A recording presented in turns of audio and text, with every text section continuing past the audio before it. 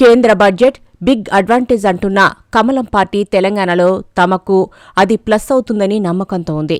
వికసిత భారత్ లక్ష్యంగా ప్రవేశపెట్టిన వార్షిక బడ్జెట్ సామాన్య ప్రజలకు భారీ ఊరటగా చెప్పుకుంటున్న కాషాయ నేతలు ఎమ్మెల్సీ ఎన్నికల్లో అది తమకు కలిసి వస్తుందని చెప్పుకుంటున్నారు. 12 లక్షల రూపాయలలోపు ఆదాయం ఉన్నవారికి పూర్తిగా పన్ను మినహాయించడం గ్రాడ్యుయేట్ టీచర్ ఎమ్మెల్సీ ఎన్నికల్లో తమను గెలిపిస్తుందని పరివారులు నమ్ముతున్నారు. ఎమ్మెల్సీ ఎన్నికలతో పాటు స్థానిక సంస్థల ఎన్నికల్లో రాష్ట్రంలో హవా చాటుకుంటామని చెప్పుకుంటున్నారు. ప్రస్తుతం రాష్ట్రంలో ఎమ్మెల్సీ ఎన్నికల హడావుడి కొనసాగుతుంది.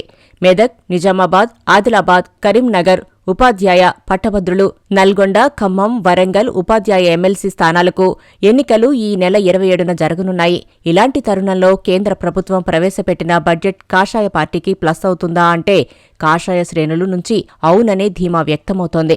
ఎమ్మెల్సీ ఎన్నికలకే కాదు, వచ్చే స్థానిక సంస్థల ఎన్నికలకు సైతం ఈ బడ్జెట్ అడ్వాంటేజ్ అవుతుందని వారు విశ్వసిస్తున్నారు. ఆదాయ పన్నుల మార్పులపై కేంద్ర ప్రభుత్వం నిర్ణయం తీసుకోవడం కలిసొస్తుందని బీజేపీ నేతలు భావిస్తున్నారు. 12 లక్షల రూపాయల వరకు పన్ను మినహాయింపు ఇవ్వడం సామాన్య ప్రజలకు కలిసి వస్తుందని, అది పార్టీకి ప్లస్ అవుతుందని పార్టీ వర్గాలు అంచనా వేస్తున్నాయి. తాజాగా జరగబోతున్న ఎమ్మెల్సీ ఎన్నికల్లో ఎక్కువ శాతం ఉపాధ్యాయులు, పట్టభద్రులు బీజేపీ వైపునకు ఆకర్షితులవుతారని, గంపగుత్తగా ఓట్లు పడతాయని సంబరపడుతున్నారు. బడ్జెట్లో తెలంగాణకు తీరని అన్యాయం జరిగిందని, కనీసం తెలంగాణ విభజన చట్టంలోని అంశాల్ని కూడా ప్రస్తావించడానికి కేంద్ర బీజేపీ సర్కారుకు నోరు రాలేదని అధికార కాంగ్రెస్, ప్రతిపక్ష బీఆర్ఎస్ పార్టీలు కేంద్ర బీజేపీ సర్కారుపై దుమ్మెత్తిపోస్తున్నాయి. తెలంగాణకు గుండు సున్నా, గాడిద గుడ్డు ఇచ్చారంటూ ఆందోళనలు, నిరసనలు, ధర్నాలు చేపడుతున్నారు. బీజేపీకున్న 8 మంది ఎంపీలను కార్నర్ చేస్తూ విమర్శలు చేస్తున్నారు. అయితే ఆ విమర్శలను ఏమాత్రం లెక్క చేయకుండా అధికార, ప్రతిపక్ష పార్టీలను కౌంటర్ అటాక్ చేస్తూ ముందుకు వెళ్లాలని కాషాయ పార్టీ నేతలు భావిస్తున్నారు.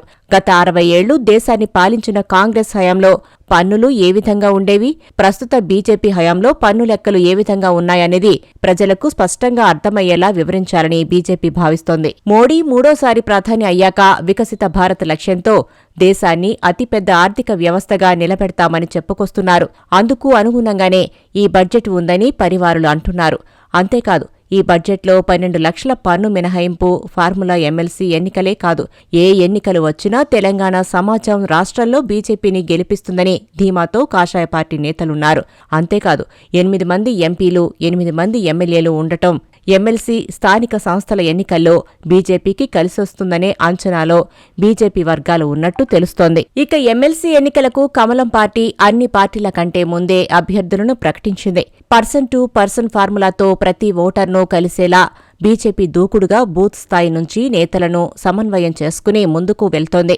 ఇప్పటికే నల్గొండ, వరంగల్, ఖమ్మం ఉపాధ్యాయ ఎమ్మెల్సీ అభ్యర్థిగా సరోత్తం రెడ్డిని ప్రకటించారు. కరీంనగర్, ఆదిలాబాద్, నిజామాబాద్, మెదక్ ఉపాధ్యాయ ఎమ్మెల్సీ అభ్యర్థిగా మల్కా కొమరయ్యను, కరీంనగర్, ఆదిలాబాద్, నిజామాబాద్, మెదక్ పట్టభద్రుల ఎమ్మెల్సీ అభ్యర్థిగా అంజిరెడ్డిలను ప్రకటించారు. పర్సన్ టు పర్సన్ ఫార్ములాతో జోరుగా ప్రచారం కూడా కొనసాగిస్తున్నారు.